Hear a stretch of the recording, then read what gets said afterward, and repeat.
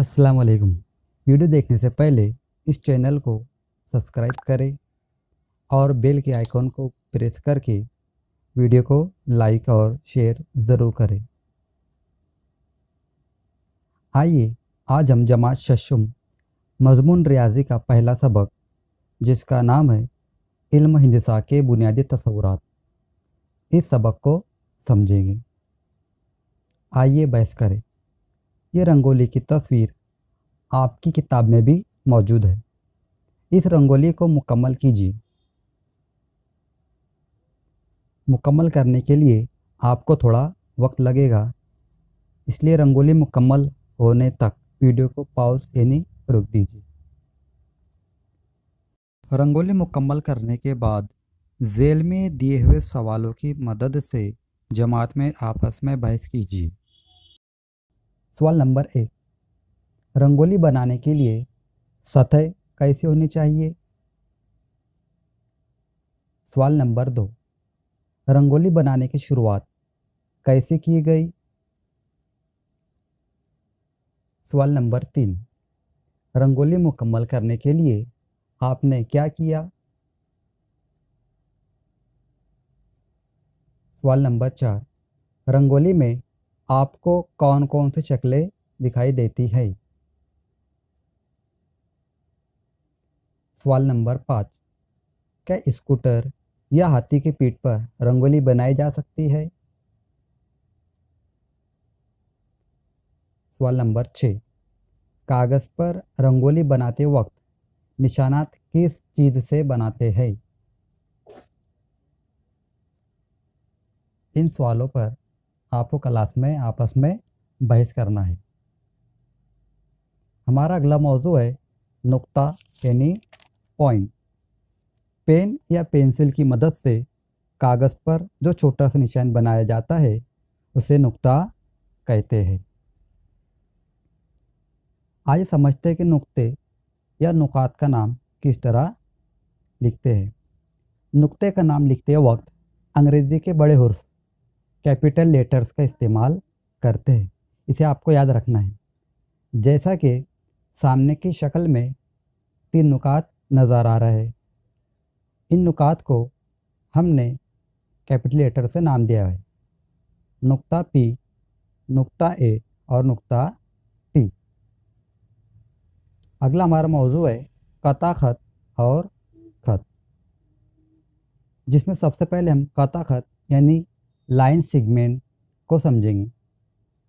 कागज़ पर सबसे पहले हम नुक्ता ए और नुक्ता बी दो नुकात बनाएंगे। इन दोनों नुकात को नापपट्टी की मदद से एक दूसरे से मिलाएंगे। हमें एक सीधी लकीर मिलती है। ये सीधी लकीर ही कता खत है। कता खत यानी खत का टुकड़ा। कता खत को मुख्तसरन कता ए बी लिखते या पढ़ते हैं। यह नुकात ए और बी कता खत के इख्तितामी नुकात या सिरे है। क्या ये लकीर नुक्ता ए और नुक्ता बी की जानिब आगे बढ़ाई जा सकती है? जी हाँ, ये लकीर नुक्ता ए की जानिब आगे बढ़ाई जा सकती है। उसी तरह ये लकीर नुक्ता बी के जानिब आगे बढ़ाई जा सकती है। कागज़ जितना बड़ा होगा ये लकीर उतनी ही दोनों सिमतों में आगे बढ़ाई जा सकती है। बताइए, मैदान पर कितनी बड़ी लकीर बनाई जा सकती है?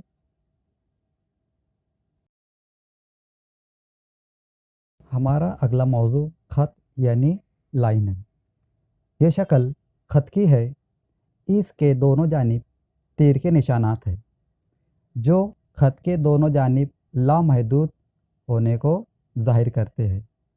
आपको याद रखना है कि खत दोनों जानिब से लामहदूद होता है।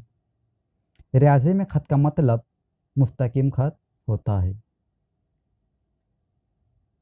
इस तरह की लकीरें खत नहीं होती है, याद रखना है आपको। खत को अंग्रेज़ी के एक छोटे हुर्फ से या خط پر واقع کوئی بھی دو نقاط کی مدد سے ظاہر کرتے ہیں۔ یہاں خط ایل دکھایا گیا ہے۔ اس خط ایل کو خط پی کیو لکھا یا پڑھا جاتا ہے، یا خط پی کیو کو خط کیو پی بھی لکھا یا پڑھا جاتا ہے۔ یہ شکل بھی خط کی ہے، اسے خط اے بی یا خط بی اے پڑھتے یا لکھتے ہیں۔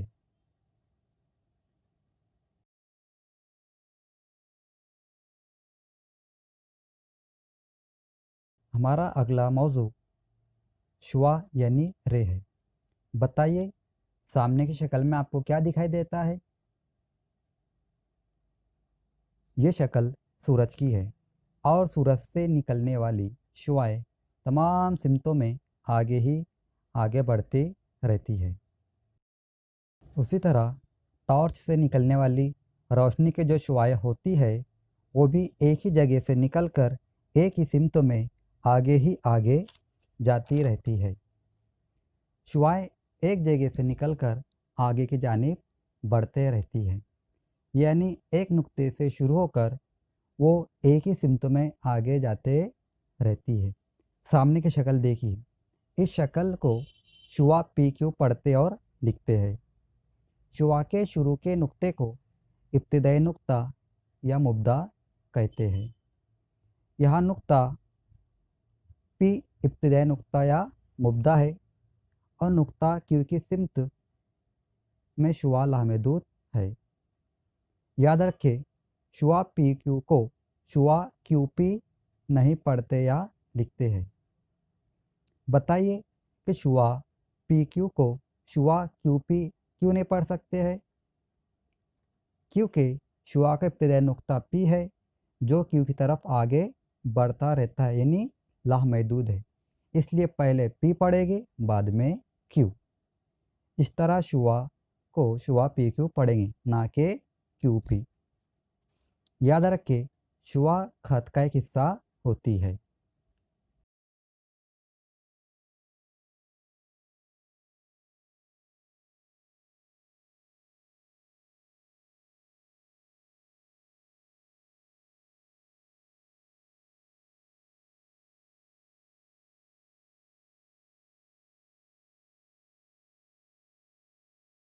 بیاس پر ایک نقطہ بنائیے، ناپ پٹی کی مدد سے اس نقطے سے گزرنے والے خط کھینچیے۔ ایسے کتنے خطوط کھینچے جا سکتے ہیں؟ شکل نمبر 1 میں دیکھیں گے، یہاں پر ہم نے ایک نقطہ پی بنائے۔ شکل نمبر 2 میں ہم نے نقطہ پی سے ناپ پٹی کی مدد سے خط بی، خط سی، خط ڈی اور خط ای کھینچے۔ اسی طرح ہم نقطہ بی سے بے شمار خطوط کھینچ سکتے ہیں۔ یاد رکھیں کہ ایک نقطے سے بے شمار خط کھینچے جا سکتے ہیں۔ متراکز خطوط، جب دو یا دو سے زیادہ خطوط ایک ہی نقطے پر قطع کرتے ہیں تب ان خطوط کو متراکز خطوط کہتے ہیں۔ یہاں خط بی، خط سی، خط ڈی اور خط ای، یہ چاروں خطوط ایک ہی نقطے پر یعنی نقطہ پی پر ایک دوسرے کو قطع کر رہے ہیں، اس لیے ان خطوط کو متراکز خطوط کہتے ہیں۔ نقطۂ تراکز، متراکز خطوط کے نقطۂ تقاطع کو نقطۂ تراکز کہتے ہیں۔ یہاں نقطہ پی یہ نقطۂ تراکز ہے کیونکہ اس نقطہ پی پر خط بی، خط سی، خط ڈی اور خط ای، یہ چاروں خطوط ایک دوسرے کو قطع کر رہے ہیں۔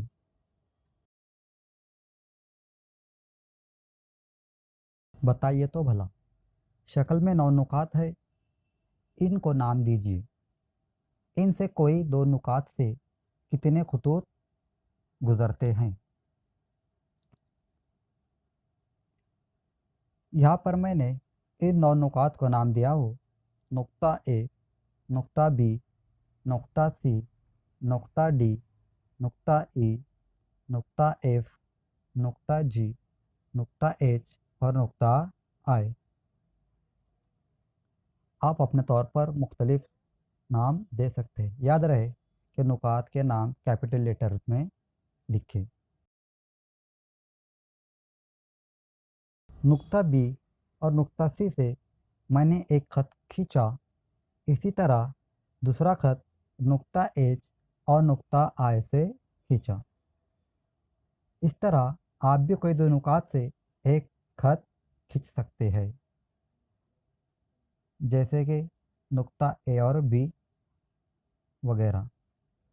लेकिन याद रखिए कि दो मुख्तलिफ नुकात से एक और सिर्फ एक खत खींचा जा सकता है। हम खत्ती नुकात: जब तीन या तीन से ज़्यादा नुकात एक मुस्तकिम खत पर होते हैं, इन्हें हम खत्ती नुकात कहते हैं। जैसा कि इस शक्ल में नुक्ता डी, नुक्ता ई, नुक्ता एफ और नुक्ता जी, ये चारों नुकात एक ही खत पर वाक़े है, इसलिए इन नुकात को हम खत्ती नुकात कहेंगे। और इनके अलावा जो नुकात हम खत्ती नहीं है, यानी एक एक खत मुस्तकिम पर नहीं है, इन नुकात को गैर हम खत्ती नुकात कहेंगे। गैर हम खत्ती नुकात यानी जो नुकात एक मुस्तकिम खत पर नहीं होते हैं, उन्हें गैर हम खत्ती नुकात कहते हैं।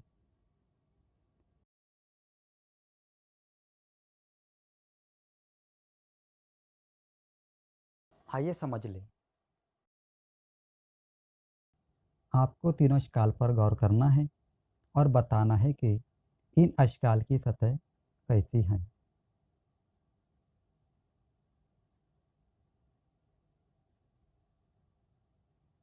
यहाँ अशकाल पर गौर करेंगे तो मेज़ और तख्ती की सतह हमवार है, जो कि एक लामहदूद सतह का हिस्सा है, जबकि गैस सिलेंडर की सतह हमवार नहीं है।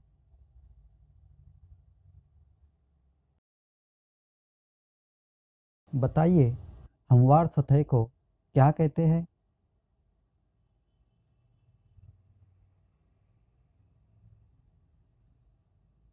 रियाजी की ज़बान में हमवार सतह को मस्तवी यानी प्लेन कहते हैं। याद रखिए कि मस्तवी ये तमाम सिमतों से लामहदूद होती है। बाज़ी शक्ल पर अगर आप गौर करेंगे, इसका नाम एच है और इसके चारों सिमतों में तीर के निशानात बने हुए हैं। ये तीर के निशानात मस्तवी के लामहदूद होने को जाहिर करते हैं। क्या बयास का सफ़ा ये मस्तवी का हिस्सा है? बताइए। जी हाँ, बयास का सफ़ा ये मस्तवी का हिस्सा है। क्या बयास की उफ़क़ी यानी जो आड़े लकीरें हैं, आगे बढ़ाने पर एक दूसरे से मिलती है? क्या बयास की उफ़क़ी यानी आड़ी लकीरें आगे बढ़ाने पर एक दूसरे से मिलती है? नहीं मिलती। बयास की उफ़क़ी यानी आड़ी लकीरें आगे जितनी चाहे बढ़ा लो, ये लकीरें एक दूसरे से नहीं मिलने वाली।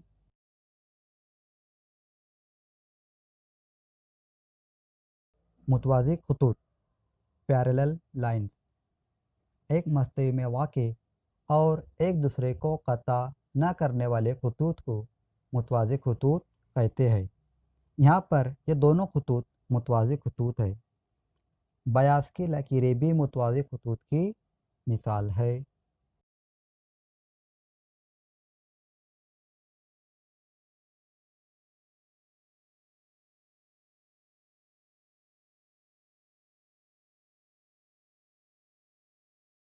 तस्वीर में खेल का मुशाहिदा कीजिए।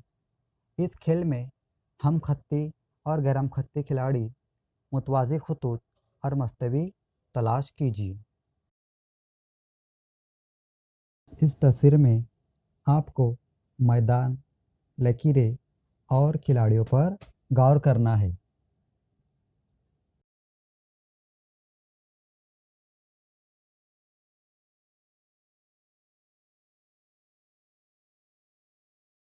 جنوری کے مہینے میں شام 7 بجے کے بعد آسمان میں مشرقی سمت میں مرگ نچتر دکھائی دیتا ہے۔